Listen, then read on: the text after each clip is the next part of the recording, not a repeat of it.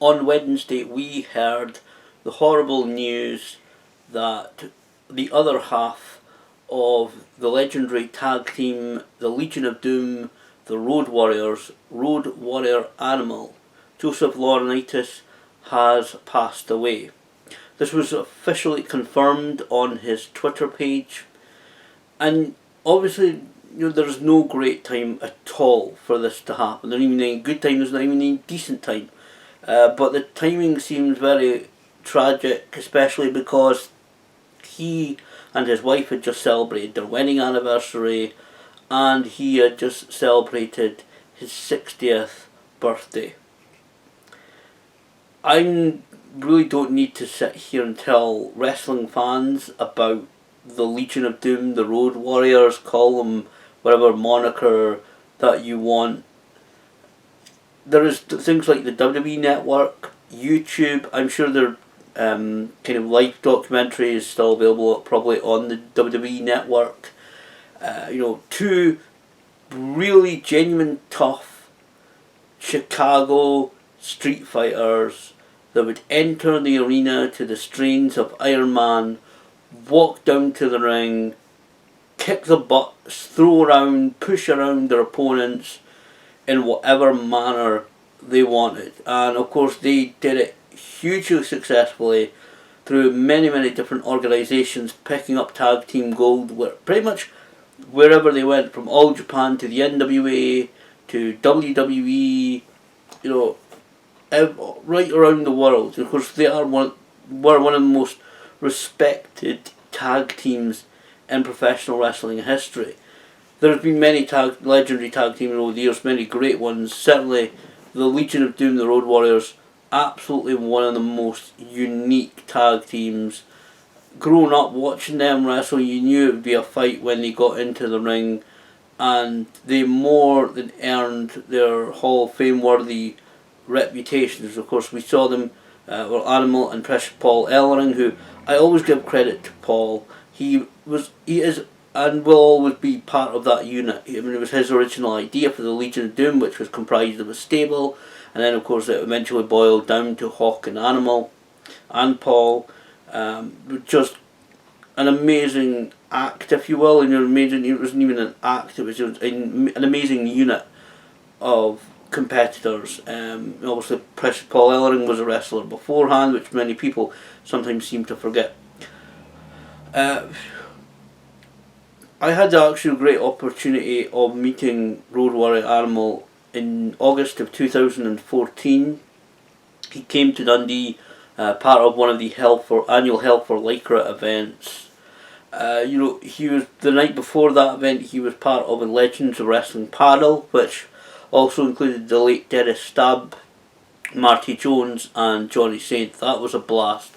It was going to be kind of them telling stories and so forth, but it really basically boiled down to a Q&A session because that's the way the gentleman preferred it. And it was just an amazing night to be able to meet him for the first time, to meet Den. I can't remember whether the first night I met Dennis Stamp, but anyway, to meet these gentlemen at least once again if I had met them before, to be able to talk to them, to hear their stories. I've got the whole thing in 5 parts on my YouTube channel, you can search for it. It was a great honour the next day as well at the event to be able to wear the spikes. That's what Animal did for many years. He was still competing until just a few years ago, but he allowed fans, if it was a meet and greet or a convention, he would have a spare pair kind of the Road Warrior spikes, and fans could put them on and have their photograph taken with him. And it was such a unique opportunity, and when I really, again, grown up, I'm getting from the late 30s now, grown up watching teams, especially like the Legion of Doom. It was a great opportunity, great honour to be able to do that. So it's very sad, also the wrestling fans are in mourning, lots of messages, lots of people reaching out, putting on Twitter and different social media pages, and YouTube, etc., paying tribute to Road Warrior Animal, Joseph Laurinaitis. The Twitter page, when it announced his passing, it did say the family were planning to release a statement. I haven't been able. I don't think it's been released yet. Maybe they're, obviously the family need time. What I will read out to you very quickly is the statement that was put on Instagram by his son James, who spent 8 years playing in the NFL and is now a media presenter, including on radio. This is what James Laurinaitis, his son, put, along with 8 pictures, 8 family photographs of him, his siblings, and with his father. I don't have the right words to say. I'm absolutely crushed. I miss you already. I hate that I wasn't able to say goodbye. Say hello to Mum Mum, Pop Pop, and Hawk for me. Thank you for your love and support and the many lessons you've taught me. I can't believe you're gone. I love you, Dad. As somebody's lost their father themselves, it's very difficult, of course, this situation. Many wrestling fans, of course, will mourn the loss. The movings into history of one of the greatest tag teams in professional wrestling. Well, they really fit in. They fitted in well in their time period of wrestling in the 1980s. Like I said, 2 tough Chicago street fighters, 2 very macho males, which wrestling was in those days, who would kick butt. Genuinely, obviously, as everybody knows, they were they worked security for a couple of clubs before they got into professional wrestling, and their training was very physically hard as well. We weren't really taught, the intricacies of holds, and that it's not actually, and it's kind of an old story, but they weren't really told that, okay, well, you need to loosen up, it's not real, it's not, you don't really need to pound the crap out of each other. That's the way their training was with Ed Sharkey, I believe it was.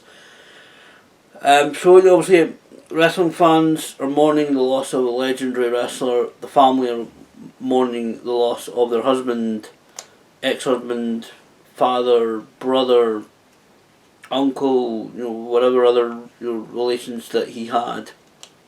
It is extremely sad to hear of his, quite according to what I've heard. I said, no statement has been released yet, but everything that I've heard indicates it was a quite sudden passing, which makes it even more tragic. Like I said, obviously unexpected. James there saying he never had the chance to say goodbye.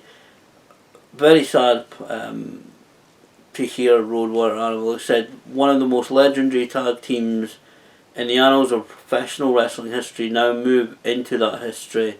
They will always be remembered. He will always be remembered. He and Mike Hawk Hegstrand, they will always be at the forefront when people talk about tag team wrestling. Just one of the many tag teams that continue to pave the way for future tag teams, for current tag teams. I thought it was a great tribute when the Dudley Boys laid down their tag team championships in the middle of the ring when Hawk died. I don't know whether we will see anything similar this time for Animal, but certainly the Legion of Doom, the Road Warriors, call them whatever moniker that you want to, they were absolutely one of the most legendary, one of the most successful tag teams of all time. There is a reason why they call it the Road Warrior Pop. Well, there's not much I can say except, of course, to send my sincerest condolences to his family, his friends at this difficult time. And I think I'll leave Animal with the last words. Well, he just stole my tagline. Sorry. I guess there's only one way to sum that up. Oh, what a rush. That's what tomorrow night's gonna be. That's your tagline. Marty, let's finish.